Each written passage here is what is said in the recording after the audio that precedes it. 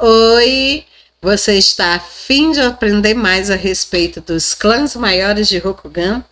Doido para ambientar um dos seus personagens num desse clã? Qual é o clã que você tem mais curiosidade? Hoje eu vou falar a respeito do clã do Escorpião. Se você quer saber mais sobre esse clã incrível, fica aqui que depois da vinheta eu tô de volta.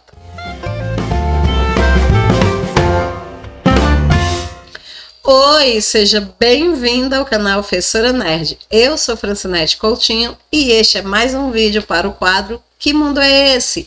Hoje nós continuaremos falando a respeito do livro A Lenda dos Cinco Anéis. Isso mesmo, vamos continuar estudando os clãs maiores de Rokugan. E hoje, gente, com um clã que é um dos meus preferidos, o clã do Escorpião. É isso mesmo, se você também curte o Escorpião, coloca aqui embaixo nos comentários, eu vou adorar saber quem, assim como eu também, considera o clã dos Escorpiões um dos clãs mais fenomenais que existem em Rokugan.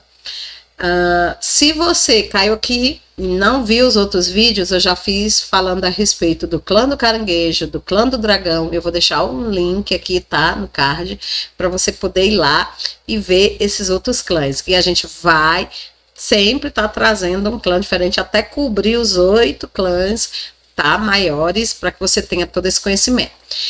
Se você também quer saber mais a respeito da história, da religião, da economia, da política, ou seja, tudo que é necessário para você poder ambientar sua campanha nesse mundo incrível, link no card, vai lá dar uma olhadinha no canal que você vai achar muita coisa legal sobre o mundo de Rokugan. É isso aí. O que? Caiu aqui de paraquedas e não sabe do que eu estou falando?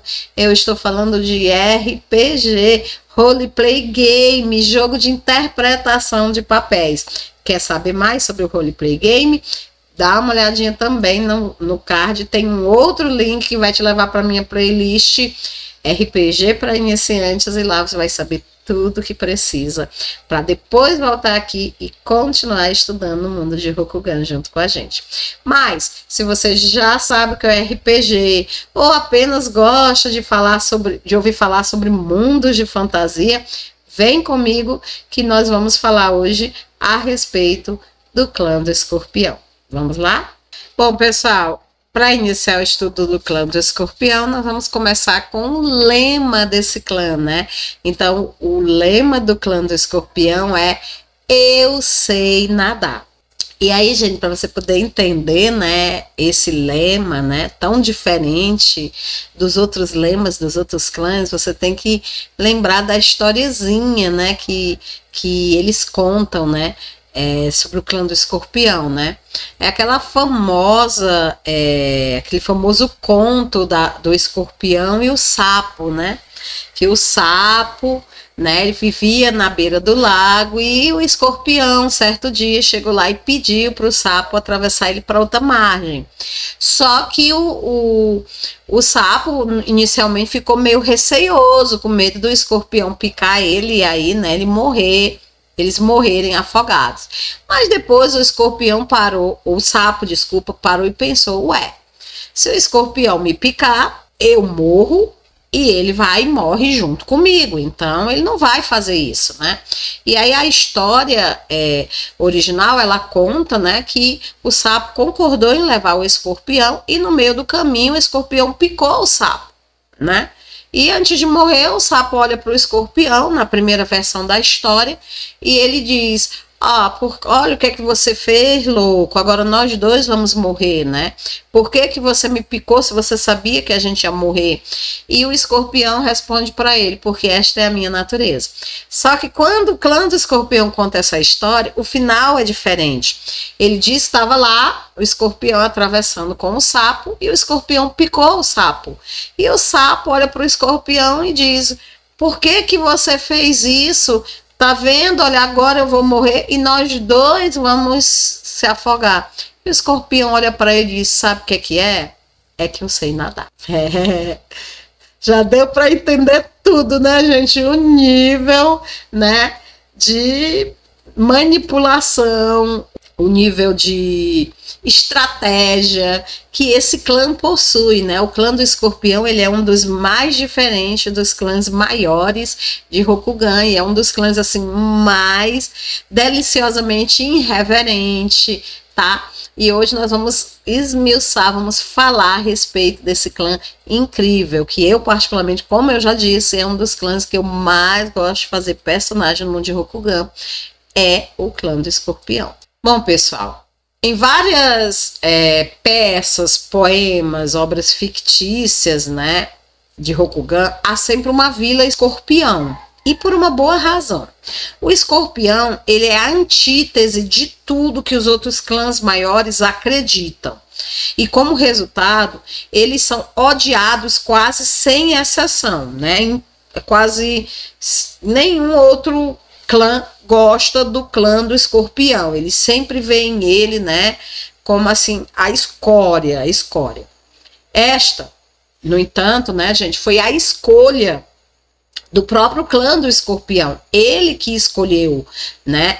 Eles não fariam, né? Eles estão satisfeitos com o seu local na hierarquia, eles estão satisfeitos com o papel que eles desempenham dentro do Império de Rokugan, e eles não escolheriam viver de outra maneira. Então essa é uma das grandes características do clã do Escorpião. Ele se ama, se aceita do jeito que ele é, e ele não tem necessidade nem desejo de modificar a sua natureza. Então, quando o Império ele foi formado, o Kami Bayushi, né, que foi o fundador do clã do Escorpião, ele falou com o pequeno profeta Shinsei.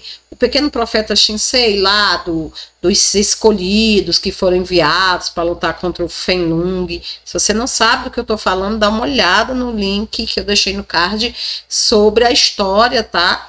De Rokugan, e lá conta bem direitinho quem foi o profeta Shinsei, o Kami Bayushi.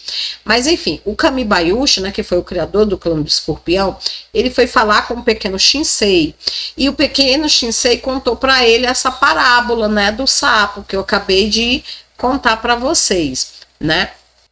O Bayushi, então, ele adotou, né, a frasezinha final do Escorpião da fábula, né, eu sei nadar, como lema do clã que ele queria criar. E sob o comando do imperador, ele criou um clã que realizaria qualquer tarefa necessária, qualquer tarefa que o imperador não pudesse ordenar a ser feita com honra.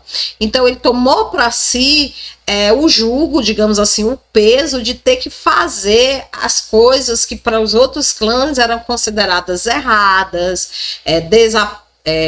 desonrosas, né, que não eram aprovadas. Então o Escorpião, ele é a mão atrás do imperador, ele é o vilão necessário que existe para garantir que os outros clãs se ocupem e jamais se virem contra o seu imperador. Então ele existe lá como uma força estratégica para que o imperador possa usá-lo na hora que ele achar necessário. A principal filosofia do clã do Escorpião é de que os fins justificam os meios em qualquer situação. Não há virtualmente ato que o Escorpião não cometerá para impedir os avanços dos planos de clãs que estejam tentando ir contra o imperador. Ao longo dos séculos, o seu dever para com o imperador se tornou um fim para o seu próprio bem, e muitos escorpiões aproveitaram-se da manipulação sobre os outros clãs sem razão alguma, além do fato de gostarem dela. Ou seja, eles começaram fazendo aquilo para proteger o imperador, fazendo aquilo por um objetivo honrado, para manter, né, o clã intacto, manter o império intacto.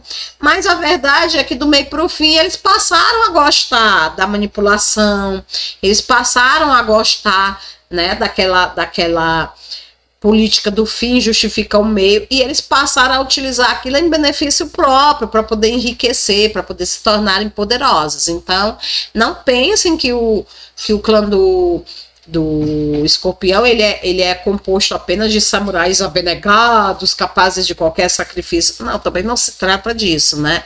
Eles bem que gostam da intriga, eles bem que gostam da manipulação e eles sabem usar isso também em benefício próprio, não apenas em defesa e proteção do império. Ironicamente, apesar de tudo isso, o escorpião valoriza entre as virtudes do Bushido a do dever. Ele considera o dever como a única virtude do Bushido digna de atenção. O único traço, né, no entanto, que eles compartilham com o clã do caranguejo é esse, porque como a gente viu lá no vídeo do caranguejo, o caranguejo também considera o dever como a mais importante das virtudes. Qualquer escorpião, ele abriria a mão da sua vida sem hesitação, né, para cumprir um dever. Tá, isso não é incomum entre os samurais, mas é incomum dentro do próprio clã do escorpião, né? O escorpião, ele considera inútil, um propósito inútil ou desonrado, uma quebra de dever.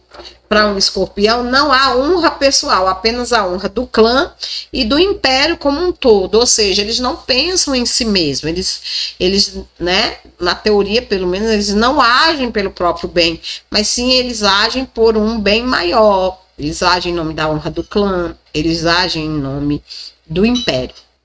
O Bayushi, né, que foi o kami fundador do clã do escorpião, ele foi possivelmente o mais brilhante de todos eles e certamente o com maior dom de enganação e furtividade. Ele reuniu seguidores que eram similarmente talentosos, bem como alguns completos incompetentes que garantiriam que o escorpião fosse dramaticamente subestimado pelo resto do império. Ou seja, ele tinha que ter entre eles os melhores enganadores, mas ele também tinha que ter aqueles bobalhões, né, atrapalhados. Para quê? Para que as pessoas vissem o clã do escorpião como uma piada, não levasse a sério o que ele fazia. Isso era bom por quê? Porque enquanto as pessoas o subestimavam, ele mexia, né, os seus pauzinhos, ele arquitetava as suas tramas. É claro que a família mais importante dentro do clã do escorpião não poderia ser outra a não ser a própria família Bayushi. Ela se destaca em todos os aspectos da enganação. São mortíferos guerreiros, talentosos infiltradores e cortesões eloquentes. Seus servos, né, entre os Chozuros, são os maiores mestres da sombra que já respiraram, movendo-se invisíveis pelo império como assassinos e espiões. Os mestres da sombra, gente, eles são, assim como são conhecidos os samurais que agem, né, na surdina, cometendo crimes, assassinatos a mando do imperador, tá? E é claro que a grande maioria deles são do clã do escorpião, que não todos, né? Os Soshi, eles são talentosos, né? O Soshi também é outra família dos escorpião, e eles são talentosos Shugenjas, que comandam os espíritos como nenhum outro clã. Tem também os Yogo, que são Shugenja também, mas portam uma antiga maldição que os tornam párias para virtualmente qualquer um, além dos seus mestres do escorpião. O escorpião, ele possui províncias imediatamente ao sul e ao leste das montanhas espinha do mundo, incluindo a região das próprias montanhas. Além das pedras e minerais contidos nelas, as montanhas também fornecem excepcional privacidade para certas posses ou atividades que o clã deseja conduzir fora do olhar público. As regiões aráveis das províncias do escorpião são férteis, mas não nada de excepcional. Muito da comida necessária pelo clã pode ser obtida em suas próprias fronteiras, mas não toda. Felizmente, os Chozuros, eles estão entre os maiores botânicos do império e podem cultivar ervas extremamente raras e potentes que crescem em poucos outros lugares. Esses valiosos recursos podem ser trocados por comidas e outros bens que o clã requeira. Isso inclui os pés de papoula, cultivado para fins medicinais, como o escorpião e a fênix, sendo os únicos clãs com autorização imperial para cultivo de tais plantas. O resto de suas terras é bem árido, mas ao menos fornece solidão ao clã, algo que muitas das famílias do escorpião acham essencial para os seus objetivos. Agora nós vamos falar a respeito da visão do clã do escorpião sobre os outros clãs de Rokugan, que será, né, nós já vimos que nenhum clã gosta do escorpião, todos os clãs julgam o escorpião mal. E o escorpião, o que ele pensa a respeito dos seus irmãos e irmãs? Vamos ver aqui, começando com a visão do clã do escorpião sobre o caranguejo. Ele acha que deve tratar os caranguejos com extrema cautela, pois eles são estúpidos demais para serem manipulados. Na opinião deles, o caranguejo só possui força. Logo, se um deve ser morto, deve ser feito isso da forma mais rápida possível, porque é só dessa forma que eles aprendem. Então, essa é a visão que eles têm. Vejam que é uma visão extremamente negativa, né, a respeito dos caranguejos. Já com relação aos garças, eles acreditam que os garças têm muito potencial, mas somente se eles colocarem de lado o seu desejo sem sentido de continuarem virtuosos aos olhos dos outros. Então eles criticam o clã da garça por levar muito em consideração a opinião que os outros clãs têm dela. Eles acham que se eles parassem de se preocupar com isso, eles com certeza chegariam muito mais longe nas suas manipulações, né, nas suas estratégias. Agora, a opinião deles sobre o clã dos dragão. Eles gostam do clã dos dragão, porque na opinião dos escorpiões dragões, eles foram os únicos que já consideraram o escorpião como aliado, eles sempre trataram o escorpião com respeito.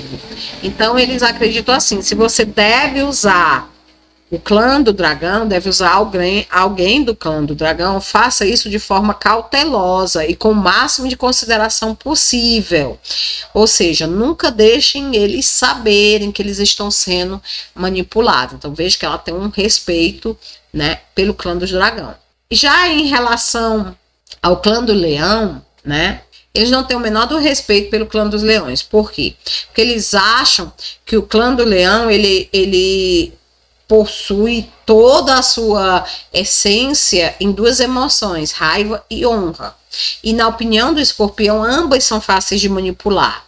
Então eles acreditam que ter as duas coisas dentro do mesmo clã torna o clã dos leões apenas um bando de peões, né? São peões perigosos, mas ainda assim apenas peões que eles podem manipular, que eles podem utilizar no seu próprio jogo.